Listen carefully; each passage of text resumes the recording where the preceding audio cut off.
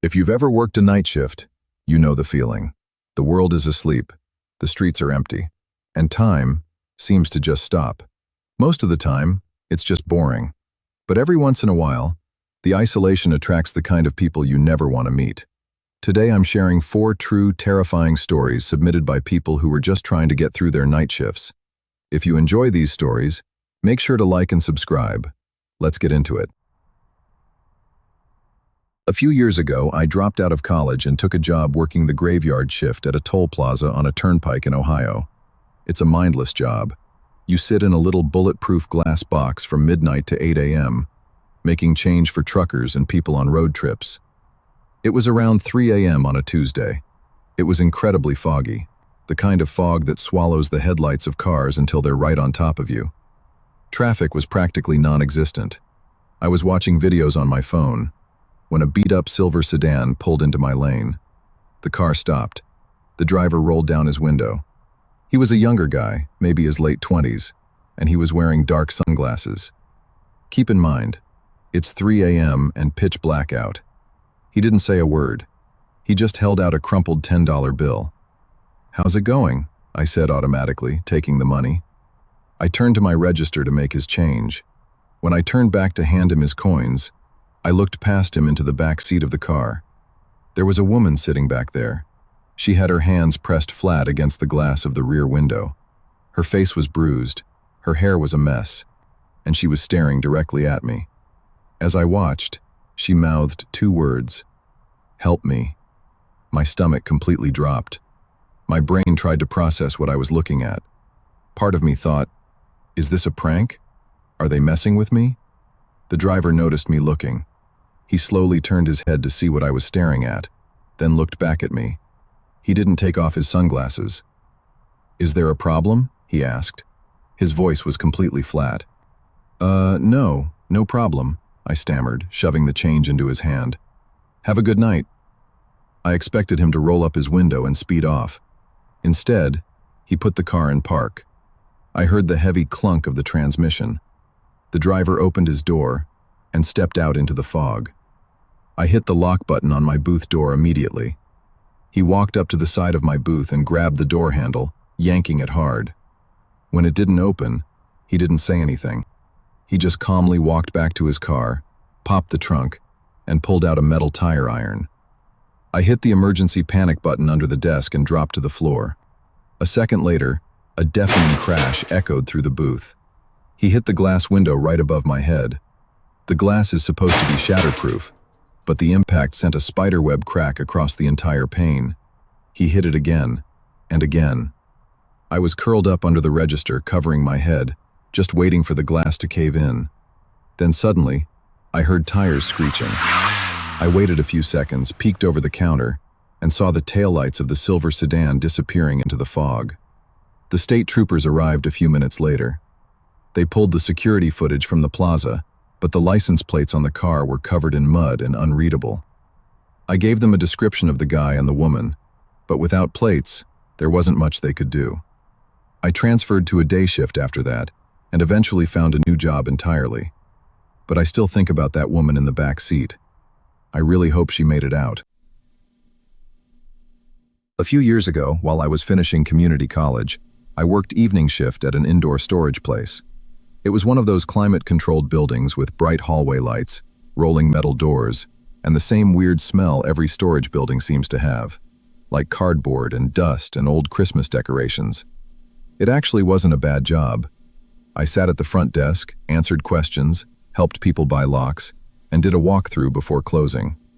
My manager liked me because I never messed up paperwork, which is apparently rare when most of your staff is under 25 and half asleep. The building stayed open for access until 10 p.m., but the office closed at 9. After 9, it was usually dead quiet. Just the elevator, and those motion sensors in the hallways that would ping on the monitor whenever somebody moved around. A month or so before I quit, this guy rented a medium-sized unit on the 3rd floor. He wore a baseball cap low enough that I couldn't really get a good look at him, but he spoke politely, paid on time, and never caused an obvious problem. The only thing that stood out was how often he came in right before access hours ended. Always late, always alone, never with a cart full of stuff like normal people. At first I assumed he was moving slowly, or cleaning out somebody's apartment a little at a time. Then one night, a woman came to the desk and said there were men's shoes sitting outside a unit on the 3rd floor. She thought it was strange. I made a joke about people practically living in their storage units, and she laughed. But after she left, that comment stayed with me, because the shoes thing really was odd. A few days later, during closing walkthrough, I heard coughing from behind one of the doors up there. Not loud, just one dry cough. That made me stop cold, because nobody was supposed to still be in a locked unit after hours, and people definitely weren't allowed to be inside them with the door down. I called out, waited, and didn't hear anything else. I told myself maybe it had echoed from another hallway. That building did weird things with sound. I mentioned it to my manager the next day. He said if I ever thought somebody was actually staying in a unit, I should call him or call the police, and not go investigating by myself. That would have been good advice, if I'd actually followed it.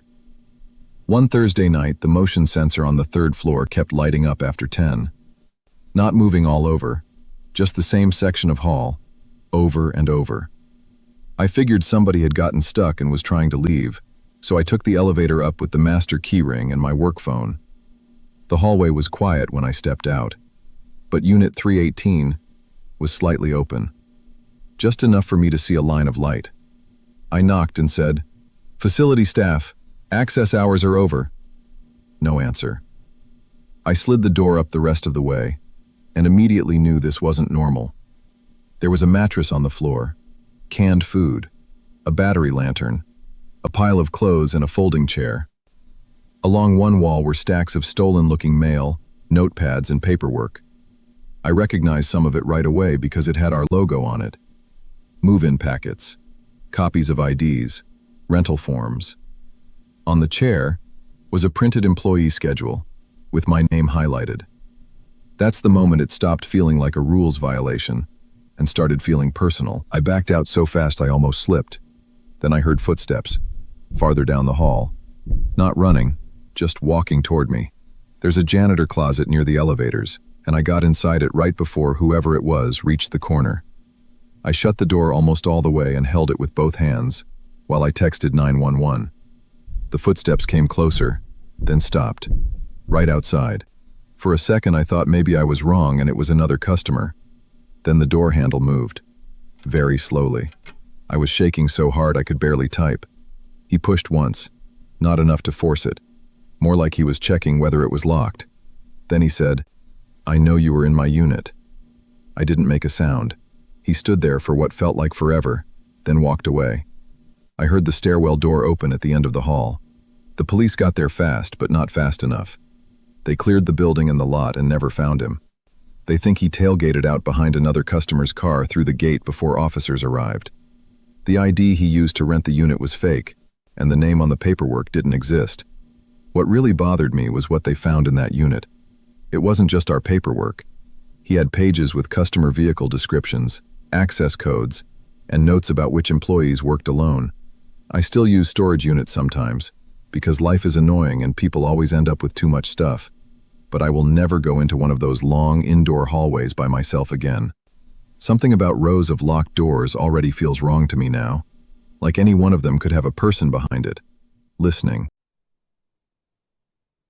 When I was 21, I lived in Arizona and worked the night desk at an independent roadside motel. It was a cheap, run-down place right off the interstate.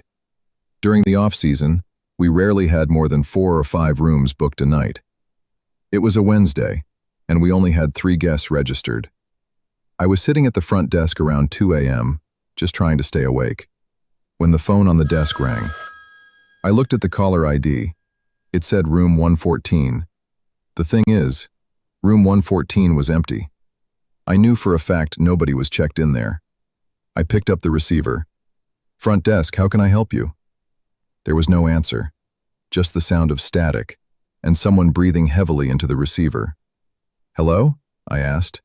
The person hung up. I put the phone down, feeling a little creeped out.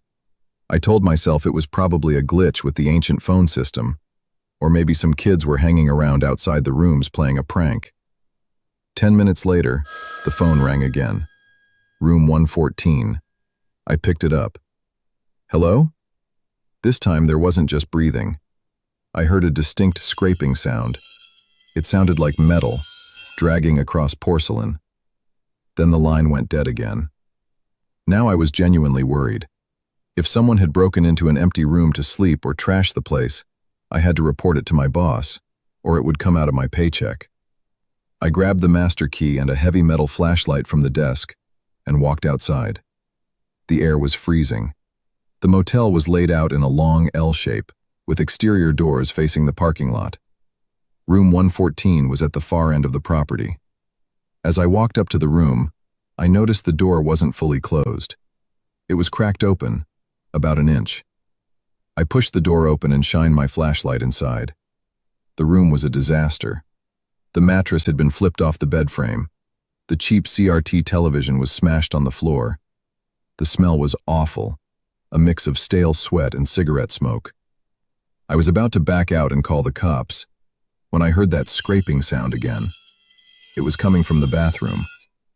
I took 2 steps into the room and leaned over to look into the open bathroom door. There was a man, sitting fully clothed in the dry bathtub. He was completely emaciated, wearing a filthy t-shirt. In his hands he held a massive serrated hunting knife. He was slowly dragging the blade back and forth against the porcelain edge of the tub. Scrape, scrape. When my flashlight beam hit him, he stopped moving. He slowly turned his head to look at me. He didn't look scared or surprised. He just smiled. It was a wide, unblinking smile, showing missing teeth. He gripped the knife and started to stand up. I didn't say a word. I turned around and sprinted down the concrete walkway as fast as I possibly could. I ran into the main office, locked the deadbolt, and called the police, practically screaming at the dispatcher. The cops got there fast. They cleared the room, but the man had already slipped out the back window. They found the hunting knife sitting in the sink, along with a pile of dirty clothes. They searched the area but never found him. I handed in my keys to my manager the next morning and never went back. To this day, whenever I stay in a hotel, I check the shower before I even put my bags down. When I was 19, I got a job working at a 24/7 automated drive-through car wash in the suburbs of Texas. It was a massive tunnel system. You pay at the kiosk, pull your car onto the track, and the machine pulls you through the soap, brushes, and dryers. My job at night was basically just to sit in a small control booth near the exit, monitor the machinery, and hit the emergency stop button if a car jumped the track or something got jammed. It was around 1 a.m. It was summer, incredibly humid, and the lot was dead. I was sitting in the booth playing a game on my phone. Out of the corner of my eye, I saw movement on one of the security monitors. The camera was pointed at the entrance of the wash tunnel. A guy was walking across the parking lot. He didn't have a car, he was just walking on foot. I watched the screen as he walked right past the payment kiosk and stepped directly into the dark, open bay of the car wash tunnel. I figured it was a drunk guy looking for a place to pee, or a homeless guy looking for shelter. But the wash tunnel is full of heavy machinery, chemical hoses, and deep grates. It's incredibly dangerous to walk around in there. I hit the master kill switch to make sure none of the automated sensors would turn the machines on, grabbed my flashlight, and walked out of the booth. I walked around to the entrance of the tunnel. It smelled strongly of cherry wax and mildew. It was pitch black inside. "Hey man," I yelled into the tunnel. "You can't be in here, you need to leave." Nobody answered, just the sound of water, dripping from the ceiling. I turned on my flashlight and took a few steps into the tunnel. The floor was slippery with leftover soap. I shined the beam over the giant blue scrubber brushes hanging from the ceiling. About 20 feet in, the beam of my flashlight hit something pale behind one of the brushes. It was the guy. He was standing completely still, hiding behind the bristles, and he was entirely naked. "Hey, get out of here right now or I'm calling the cops," I shouted, my voice cracking a bit. The guy didn't respond. Instead, he dropped down onto all fours, like an animal. Before I could even process what I was seeing, He started crawling toward me. He was moving incredibly fast, his bare hands and feet slapping against the wet concrete, splashing dirty water everywhere. As he got closer, the flashlight caught a glint of metal in his right hand. He was holding a screwdriver. Panic completely took over. I turned around, slipped on the wet concrete, caught myself, and sprinted out of the tunnel. I ran back to the control booth, slammed the heavy metal door shut, and locked it. I grabbed the desk phone and dialed 911, my hands shaking so badly I could barely hold the receiver. While I was on the phone with the dispatcher, I looked at the security monitors. The guy had crawled out of the tunnel. He stood up in the parking lot and walked over to my booth. He stood right in front of the bulletproof glass, completely naked, holding the screwdriver, just staring at me. He stood there for a solid 60 seconds. Then, he turned around and sprinted off into the dark parking lot. The police arrived shortly after. They searched the property and found the screwdriver dropped near the dumpsters, but the guy was long gone. They told me he was probably high on meth or something similar, and that I was lucky I got to the booth when I did. I quit a week later. Even now, years later, I won't go through automated car washes. The idea of being trapped in that dark tunnel still makes my chest tight. For about 8 months after high school, I worked overnight at the cafeteria in a regional hospital. It wasn't a big city hospital or anything, just a mid-sized building outside of Dayton that served maybe 100 beds. My job from 11 p.m. to 7 a.m. was mostly prep work, slicing vegetables, stocking the drink coolers, getting the breakfast trays ready for the morning nurses to deliver. The cafeteria closed to visitors after 9 p.m., but people wandered in all the time. Family members who couldn't sleep, nurses on break, janitors looking for coffee. I wasn't security. If somebody walked in looking tired, I just pointed them toward the coffee machine. That's why I didn't think twice about the guy in the hospital gown. He first showed up around 1 a.m. on a Tuesday, barefoot, wearing one of those blue gowns that ties in the back. Thin build, dark hair, maybe mid-30s. He looked exhausted. He poured himself a coffee from the self-serve station, sat down at one of the tables near the window, and just stared at the hallway. I figured he was a patient who couldn't sleep. Happens all the time. People get anxious before surgeries, or they're in pain, or they just can't handle the silence of a hospital room at night. I've seen people cry into vending machine coffee at 3 a.m. You learn not to stare. He came back the next night. Same gown, same table. This time he brought a newspaper from the lobby and pretended to read it. I say pretended because I noticed he never turned the page.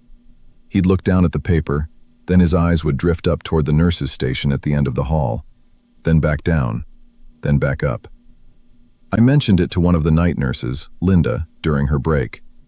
She shrugged and said she didn't recognize him, but that didn't mean much. Patients transfer between floors all the time. On the third night, he showed up again. Same time, same gown, same table. But this time I noticed something that made my stomach tighten. He wasn't wearing a hospital wristband. Every patient in that building gets a wristband the second they're admitted. It's policy. It has their name, their allergies, their room number. You can't take it off without scissors. And this guy didn't have one. I tried to tell myself maybe it fell off. Maybe he'd just been discharged and was waiting for a ride. Maybe I was wrong and it was on his other wrist. But then I watched what he was doing more carefully. He wasn't just glancing at the nurses' station. He was watching the nurses leave. Every time one of them got up to do rounds, he'd check his phone and type something. He was timing them. I stopped what I was doing and just stared at him. And that's when he looked up and caught me watching. He didn't look away. He didn't look embarrassed or nervous. He just held eye contact with me for what felt like 10 seconds, completely calm, completely still. And then he smiled. Not a friendly smile, more like he was deciding something. Then he looked back down at his newspaper. That smile is what made me move. I left the cafeteria through the back kitchen door and found the charge nurse on the second floor. Her name was Denise, and she did not mess around. I told her everything: the gown, the missing wristband, the phone, the staring. She called hospital security immediately. 2 guards came down, but by the time they reached the table, he was gone. The coffee cup was still warm. The newspaper was still there. And inside it was a folded piece of paper. It was a hand-drawn map of the third floor, with room numbers circled. Next to each room number, he'd written things like female, alone, sedated, post-op, and no visitors after 8. They searched the building, stairwells, supply closets, the parking garage. Nothing. Security pulled the entrance footage and figured out he'd been walking in through the ER waiting room 3 nights in a row, putting on a gown from an unlocked closet near radiology. The police took the map. They told us to call if he came back. As far as I know, he never did. But they never found him either. I didn't quit right away. I needed the money. But I requested a transfer to the morning shift and got it within the week. The thing that still gets to me isn't the map or the gown or any of that. It's that I poured that man coffee, twice. I smiled at him and went back to slicing tomatoes while he sat 20 feet away, planning something I don't even want to think about. And that look he gave me when he realized I was watching him, that calm, flat smile. Like I was just a small problem he'd already figured out how to deal with. I work in an office now, normal hours, and I still get this weird chill whenever I see someone sitting alone in a cafeteria late at night, just watching. When I was 23, I worked the overnight inventory shift at a big retail store in the suburbs of Charlotte. The store closed at 10 p.m., and my crew would come in at 11 to count stock, rearrange displays, and unload delivery trucks. On a normal night, there'd be 4 or 5 of us, but on Thursdays it was just me and one other guy named Chris. And after Chris threw out his back in November, most Thursdays it was just me. The store was massive, long fluorescent aisles, concrete floors, tall metal shelving that went almost to the ceiling. During the day it felt like any other store. At night, with the overhead music off and half the lights dimmed to save power, it felt like something else. The store radio would cut out automatically at exactly 10:01, and every time that silence hit, it took a few minutes to stop feeling like something was wrong. The thing about a big empty store at night is the sounds. The building settles. The HVAC kicks on and off. Pallets shift on the racks. You hear a bang from 3 aisles over and your brain just files it under normal building noise. You have to, or you'd lose your mind by week 2. But one Thursday in January, the sounds weren't normal. I was in the back corner doing a count on cleaning supplies when the motion sensor in aisle 14 tripped. We had these little chime alerts tied to each aisle sensor. They were supposed to be for customers during business hours, but nobody had bothered to turn them off at night. When they went off after hours, it usually meant a rat or a draft hitting one of those hanging sale signs. The aisle 14 chime went off 3 times in 10 minutes. I walked over and checked. Empty. Nothing on the floor, nothing fallen off a shelf. I went back to my clipboard. 20 minutes later, aisle 14 again. Then aisle 13. Then aisle 14. I checked both aisles. Nothing. At that point, I figured the sensors were glitching. I almost turned them off. But something made me walk back to the security office instead. Tiny room near the loading dock, desk and 4 monitors showing grainy camera feeds. I rewound the footage for aisle 14, and my whole body went cold. There was a person. A man in dark clothes with a hoodie pulled up had been moving between the shelves. Every time I walked toward the aisle, he moved 1 row over. When I turned the corner into 14, he'd already slipped into 13. When I checked 13, he looped back to 14. He was watching me through the gaps in the shelving and staying exactly 1 aisle away the entire time. I watched him do it 4 times on the footage. 4 times I'd been standing 10 feet from this guy with nothing but a metal shelf between us, and I had no idea. I grabbed the store phone and called 911. The dispatcher told me to stay in the security office and lock the door. I did. Then I looked at the live feeds. He wasn't in aisle 14 anymore. I scanned every monitor, aisle by aisle. Nothing. Then I checked the break room camera. He was sitting in the break room, in the dark, at the table where I'd left my jacket and car keys 30 minutes ago. My jacket was in his lap. He'd gone through every pocket and left the contents spread across the table. Receipts, a pen, gum wrappers. He was holding my car keys, just turning them over in his hands. My car registration was in the glove box with my home address on it. I thought about that immediately and it made me sick. The police got there in about 8 minutes. They found the break room empty. The back emergency exit was open. He'd gone out through the loading dock. My keys were on the floor under the table. They searched the parking lot and the area around the building but never found him. When they reviewed the full security footage from earlier that night, they figured out how he got in. He walked into the store at 9:45 p.m., 15 minutes before closing, went straight to the back, and hid behind a pallet of boxed furniture in the warehouse section. He waited over an hour before he started moving. He'd been in the building with me the entire time, from the moment I clocked in. I finished the shift because the cops were there and I didn't want to leave the store unlocked. But I put in my 2 weeks the next day. I manage a small office supply store now. Normal hours, good security cameras, and a door that locks from the inside. But I still can't walk through a big store at night without looking down every aisle first. And if I hear a sound from the next row over, I don't go check anymore. I just leave. And that brings us to the end of tonight's video. A huge thank you to the people who shared these experiences. It really goes to show that sometimes the scariest things aren't ghosts or monsters, they're just people who have lost their grip on reality. If you've ever had a creepy experience working a late-night shift, let me know down in the comments. Be sure to hit that like button, subscribe for more true scary stories, and turn on notifications so you never miss an upload. Stay safe out there, and I'll see you in the next one.